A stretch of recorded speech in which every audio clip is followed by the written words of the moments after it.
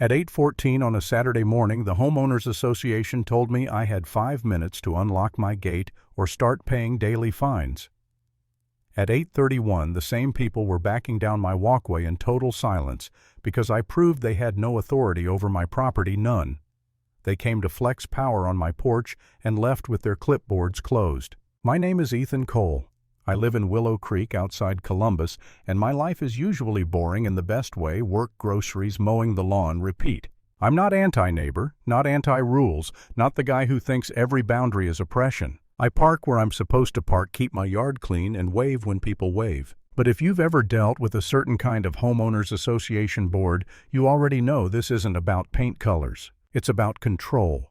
And Patricia Doyle loved control. Patricia was president of the HOA for 3 years, and she wore that title like a sheriff's badge. Everything with her came in the same tone, polite words, threatening meaning. Every note she sent sounded like a warning from a debt collector. First it was small stuff. A letter saying my grass measured non-compliant by approximately 0.5 inches. Then another saying my mailbox black was outside the approved pallet. Then one about my front rose bushes not being architecturally harmonious with the street. Architecturally harmonious. For flowers. I wish I could say those notices were rare. They weren't. They came in batches, always with deadlines, always with a reference number, always with the phrase, "failure to cure may result in escalating enforcement." Most people in my neighborhood handled this one of two ways: pay and comply, or complain online and then still comply. I did neither. I documented every envelope, every timestamp, every photo of my lawn on the day the notice was dated, every email response. I built a binder slowly, the way people build storm kits, hoping they never need it, but knowing they will. Because what I noticed early was this: the letters weren't random. They were pressure tests. Push a little, see who folds. Push harder, see who apologizes. Push hardest, see who disappears. I didn't disappear, and that's probably why Saturday happened. That morning I was in my kitchen, coffee in one hand, checking an estimate on my laptop, when someone started knocking like they were serving a warrant. Not a normal knock. 3 hard hits, pause, 3 more, then the doorknob wiggle. I opened the door and there she was, Patricia Navy, HOA polo clipboard, perfect blowout, that fixed smile that never reached her eyes. Standing next to her was Kevin Pratt, maybe late 20s, board compliance assistant, holding a phone chest high like he was already recording. "Mr. Cole," Patricia said, bright voice, sharp edges. "This is a mandatory exterior compliance inspection. Please unlock your side gate." "No hello. No can we talk." Just a command. I stayed in the doorway and said no. She smiled wider, like I'd delivered the line she expected. If access is denied, we document non-cooperation, issue daily penalties, and forward for legal action. I'd prefer not to do that. Kevin looked at his clipboard and started reading. Hedge line variance, mailbox finish, inconsistency, decorative items, unapproved. I put my cup down on the entry table and stepped back onto the porch, closing the door behind me. "Stop right there," I said. "You're not entering my yard." Patricia shifted one step closer, like proximity was authority. "This is routine, Ethan. Don't make this difficult." Then she angled her head toward Kevin's phone and said loudly enough for 2 houses to hear, "Resident is refusing lawful inspection." That word lawful was the trick. Say it enough and people assume it's true. By then I could feel the neighborhood attention turning toward my house like stage lights. Curtains moved. A garage door opened halfway, then stopped. People were watching, and Patricia knew it. Public pressure was part of the tactic. Embarrass first, invoice second. I kept my voice level. "Step back off my walkway and wait 2 minutes. Patricia gave a small laugh. 2 minutes won't change your obligations." I said, "You might be surprised." I went inside, walked straight to the hall closet, and pulled out the black binder I hadn't touched in months. Heavy tabbed, ugly, beautiful. When I came back out, they were still there. Kevin had moved closer to my flower bed, filming the front elevation like he was documenting a crime scene. "Kevin," I said off my property line. He looked to Patricia first. She gave him a tiny nod to stay. I opened the binder on my porch rail and turned to a tab labeled County Records. "Before we continue," I said, "I'm going to read something into your recording." Patricia folded her arms. "Go ahead." I held up the certified subdivision plat map first, then my deed, then title commitment, then the covenant index page with yellow highlight over one sentence that changed everything. I read it slowly, word for word. Lots 1 through 10 on Cedar Bend Court, including Lot 7, are expressly excluded from the Willow Creek Homeowners Association Covenants Assessments and Enforcement Authority. Kevin stopped moving. The phone dipped. Patricia blinked once and recovered fast. That is not consistent with our community map. I tapped the page number and recording stamp. County Recorder Instrument, number 2014-11872.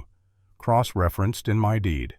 Confirmed this week again by the Recorder's Office and Title Council. Kevin stepped closer, trying to read. I turned the binder toward them but kept both hands on it. You can look. You're not taking it. Patricia's jaw tightened. This may be an administrative discrepancy. No, I said. It's a legal boundary. She tried to pivot. Even if fee structure differs, community standards still apply to all homes within Willow Creek. I flipped to the next document and pointed. Not to excluded parcels. No assessments. No architectural control, no inspection right, no enforcement.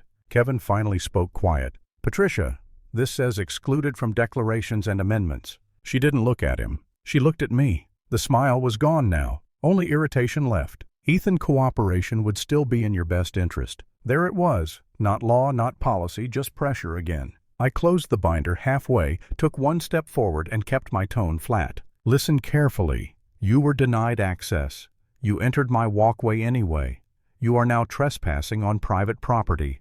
Leave now. No shouting, no pointing, no drama. Just a clear instruction backed by documents and a recorded trail. For a second, nobody moved. A breeze hit the maple tree beside my driveway and sent dry leaves across the concrete. Somewhere down the street, a dog barked. Kevin lowered his phone first. Then he clipped it to his pocket and looked at Patricia like he wanted to teleport out of there. Patricia held my stare a moment longer, then snapped her clipboard shut so hard the pen jumped. She turned heels, clicking down the path, and Kevin followed. No final warning. No "we'll be in touch." No legal threat.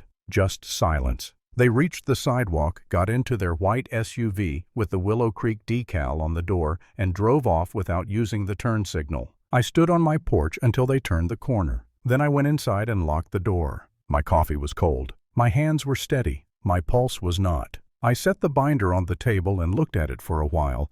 Pages I had organized late at night after work pages, people told me were too much pages. That morning turned into armor. That should have been the end, but with HOA boards, there's always one more move. Monday afternoon, I got an email blast from Patricia to the entire community clarification regarding parcel governance and inspection standards. No apology, obviously. Just bureaucratic smoke. She wrote that certain legacy lots may be subject to alternate deed conditions and that the board was reviewing historical records. Translation, she got caught trying to enforce rules where she had no jurisdiction, and now she needed language soft enough to save face. By Wednesday, rumors were everywhere. Some neighbors thought I had lawyered up. Some thought I had special treatment. A few stopped me on walks and quietly asked if I could help them understand their own covenants. That part mattered more than gossip. People started pulling their documents, started asking questions in open meetings, started requesting recorded citations for every fine. Patricia hated that.